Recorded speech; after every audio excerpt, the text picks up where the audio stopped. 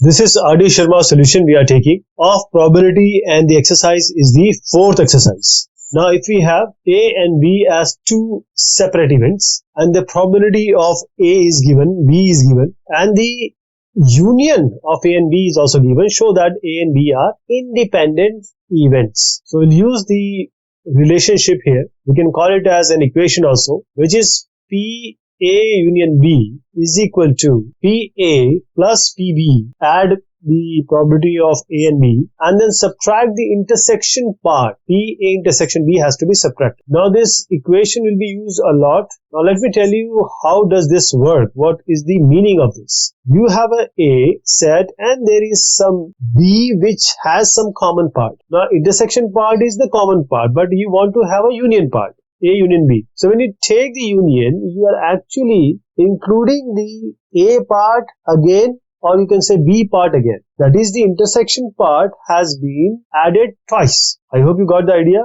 PA is total, PB is again total. So you have to subtract the intersection part because that has already been added. So this PA union B should be like this, or inclusive, but this portion has to be subtracted. That is why the intersection part has been eliminated from this equation. Now if this PA intersection B is equal to PA into PB, then you can say that the A and B are independent events. So what all we have, what all is given, PA union B is half, PA is 1 by 4, PB is 1 by 3. So we can get PA intersection B from here. So this PA intersection B, 1 by 4 plus 1 by 3 minus 1 by 2. This can be computed. So PA intersection B becomes 1 by 4 plus 1 by 3 minus 1 by 2. That you can compute. It's a very simple computation. It will come as 1 by 12. Now coming to PA into PB. When you multiply these two separately,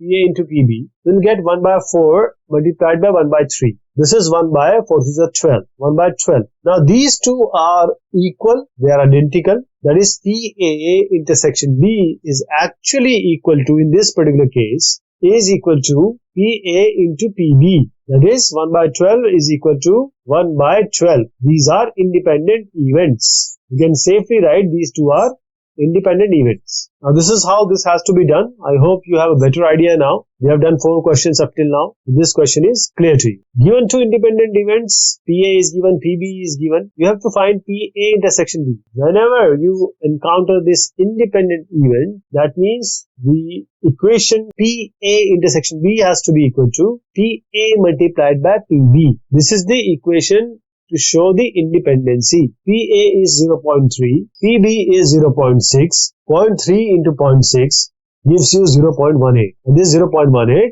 is the result. We need to find out PA intersection B, and this is how you are going to do it. So this is the definition and summary of being independent events. Given two independent events A and B, such that PA is equal to 0.3, PB equals to 0.6. Now we have to find out the probability of A intersection B complement. Now what do you think here?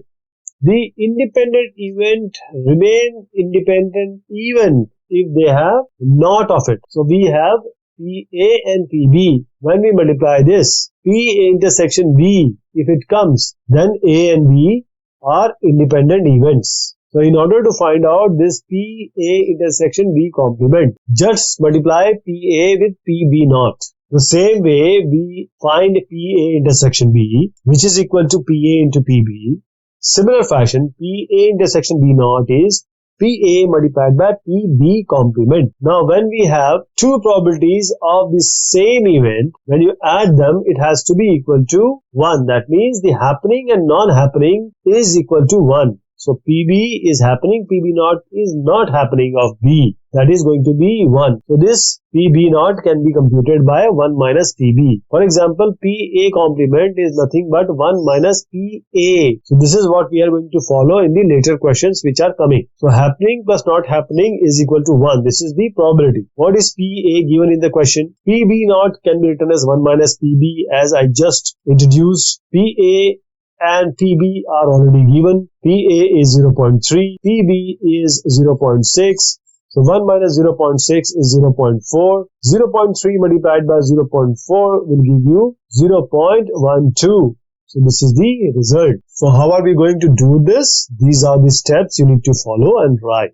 Given two independent events A and B such that PA is equal to 0.3, PB is equal to 0.6, we have to find out PA complement intersection B or PA naught intersection B. So as I suggested, this question we have already done this type of PA complement intersection B is equal to PA complement multiplied by PB. What is PA complement? It's 1 minus PA. You know that PA complement plus PA will always be equal to 1. So when you add these two probabilities of happening and not happening of the same event, it has to add up to a 1. So PA naught is 1 minus PA. How about PB? PA and PB are known to us. What is PA? 0.3. 1 minus 0.3. What is PB? 0.6. 1 minus 0.3 is 0.7 multiplied by 0.6. 7 6 are 42. So 0.42 will be the result. Now this is a reference for you. If you are doing it by yourself, you can follow this scheme. Now this question also can be computed like this. Now this is not this is actually PA naught intersection B naught. So I'm just changing the question. It's simply PA naught multiplied by PB naught. A naught and B naught. PA naught is 1 minus PA. PB naught is 1 minus PB. PA and PB, they are already given. So 1 minus 0.3 is 0.7. 1 minus 0.6 is 0.4. Multiply 0.28 will come. PA and PB are given in the question. We have to find out PA union B. It is given two independent events A and B are there. So PA intersection B is equal to PA into PB. That is known whenever you are being provided that these are actually two independent events. So PA intersection B becomes, it has to be equal to, as I just suggested, PA into PB. And since PA and PB are given to us, we can multiply these two. 0.3 multiplied by 0.6 gives you 0.18. Now let's apply the equation we have already introduced, which is PA union B is equal to PA plus PB minus P. If it is union on the left, it has to be intersection on the right and vice versa. PA is 0.3, PB is 0.6 and PA intersection B is already given, which is 0.18. This will give you 0.9 minus 0.18, which comes out to be 0.72. So this is how you can do this question. Okay. I hope you'll be able to do this. Next one is PA is given, PB is given, PA by B. So the previous exercise we have completed for conditional probability. Let me tell you again. PA by B is knowing the probability of B, or it is known that the probability of B is aware of the examiner or whoever is doing. What is the probability of A? That is, B is known. Then when B is known, what is the probability of A? So these are independent events. First thing comes is PA intersection B directly becomes PA multiplied by PB. That is the first thing we ought to write and we ought to know. Now A intersection B, PA by B formula, as we remember, is simply PA intersection B divided by whatever comes in the denominator, which is B. PB comes. Now PA intersection B we can compute from here. Since these two are independent events and we know that when we multiply these two separate events, we can get a intersection probability. So we have 0.3 multiplied by 0.6. This gives you 0.18.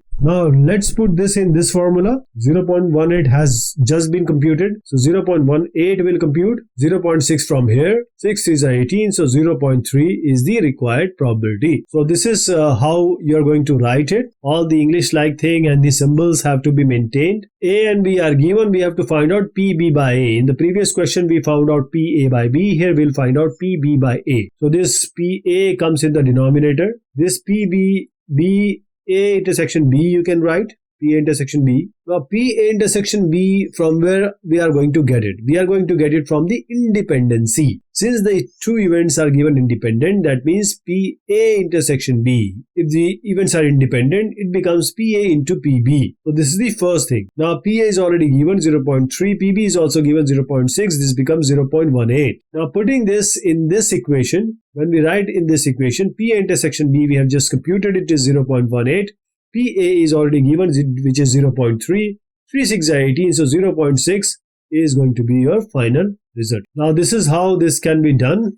I hope you have a better understanding now. If P naught B is 0.65, PA union B is 0.85 and A and B are independent events, then find PA. So one by one we'll take P naught B. PB plus PB naught is 1. You know that PB naught and PB complement can be written in an exchangeable manner. This is 0.65. PB plus PB bar or PB naught is equal to 1. It should be 1. PB can be computed through this. PB naught can be taken on the right, which is your 0.65 as given in the question.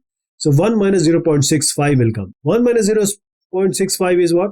It's 0.35. Now A and B are independent events.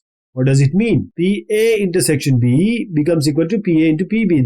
That is the equation which we have been using to solve this kind of equation. So PA union B can be written as PA plus PB minus PA intersection B. PA intersection B, as the events are independent, we can write PA into PB in this case. So I'm writing PA into PB here. Next one is what? PA. This is not known to us. PB is, we have just computed 0.35. So PA union B, whatever is given, and in fact PA union B is also being provided in this question. PA union B is 0.85 here. You can take it from here. So 0.85 we take. PB we have already got. PA we don't know. So we'll write PA plus 0.35, which is actually coming from PB naught, and PA into PB. Again, PA is not known to us. PA you can write, or you can just write PA as some X in order to make this computation easier. PB is 0.35. Now what we can do is 0.35 can be transferred to the left hand side so that it combines with 0.35. PA can be taken common from PA minus PA into 0.35. So 0.35 I'm taking on the left. 0.85 minus 0.35, that will give you 0.5. When you subtract these two, you're going to get 0.5. I'm doing it 0.85 minus 0.35, that gives you 0.5. Just write 0.5 here. PA we have already taken outside, so only 1 will remain for this. 0.35 we have already taken, and 0.35 will remain like this. 1 minus 0.35 is 0.65. So PA into 0.65 is equal to 0.5. PA can be computed by dividing this 0.65 with 0.5. So 0.5 divided by 0.65 is going to give you 0.77. That's your final result. So this question was a good question. It used all the mathematics or probability and the equation as well. So this is how you need to do if you are doing it by yourself. A and B are two independent events such that PA bar intersection B is equal to 2 by 15. So first thing is given like this, 2 by 15. The second thing is given as PA intersection PB naught is equal to 1 by 6. Then we have to find out PB. Now what you can do here is, you can take this X and Y wherever you have to write PA union B, PA intersection B, PA bar, PB bar, like that. So I am assuming, just for the sake of convenience, PA as X and PB as Y. This question is not that big, but I'm just suggesting that the question solution is big. Then you have to assume X and Y. It will make your computation look easier, and to do it will be easier. PA naught intersection B, because these are independent events, so you can write PA naught multiplied by PB. This I have already explained you. Now this is given as 2 by 15. PA naught or A bar intersection B is 2 by 15, which is given in this question. Now coming to the second part, I am doing them side by side. PA intersection B complement is PA multiplied by PB complement, because the A and B events are independent. This is given as 1 by 6. Now what is PA naught? This is going to be 1 minus PA. What is PA? We have taken X. So 1 minus X can be written in place of PA naught. What is PB? We have assumed it to be Y. So 1 minus X into Y is 2 by 15. Coming to the right hand side part, PA we have taken as X. PB naught is 1 minus PB. So if you just change it to PB, it will be 1 minus Y. Let me do it properly. PB naught is 1 minus PB. PB we have taken it as Y. So this becomes 1 minus Y. And this becomes equal to 1 by 6. So now we have two equations. What are the equations? 1 minus X multiplied by Y is equal to 2 by 15. And the second equation is 1 minus Y multiplied by X. It equals 1 by 6. Now let's multiply and write it on other side. Y minus Y by X becomes 2 by 15. x minus xy becomes 1 by 6. Subtract these two equations. We want to eliminate yx, that's why. So y minus x becomes equals to 2 by 15 minus 1 by 6. 2 by 15 minus 1 by 6. 6 to the 12. 12 minus 15 by 15 into 6. That is negative 3 by 6 into 15. So 3 to the 6. 2 into 15 is 1 by 30. Negative 1 by 30 has come. So now you can just make everything positive by exchanging the position. X can be written as y plus 1 by 30. So this is equation 1, this is equation 2. Now put this, whatever we have found out, x equals to y plus 1 by 30 in the equation number 2. So we get 1 minus y. X we will replacing b by 5 plus 1 by 30. Y plus 1 by 30 is equal to 1 by 6. Now let's multiply these two. Equation y into 1 by 30 minus y square minus y by 30 equals 1 by 6. Now multiply everything by 30. Just multiply these. I want to eliminate the denominator. That's why I multiplied everything by 30. So 30y plus 1 by 30 into 30 is 1. 30y square minus y by 30. 30 gets cancelled. Negative y equals to 5 6 is 30. So 5 will come. So 30y minus y is 29y minus 30y square, and bringing it here, it will be negative 4 equals to 0. 1 minus 5 is negative 4. Now multiply everything by negative because we don't want any positive in front. So 30y square minus 29y plus 4 equals to 0. I have just multiplied negative 1 both the sides. Now we can solve this equation using the Sridharacharya formula. It's minus b plus minus under root b square minus 4ac by 2a. A is ax square plus bx plus c is the equation we are going to assume. So this is minus b plus minus under root b square minus 4ac by 2a.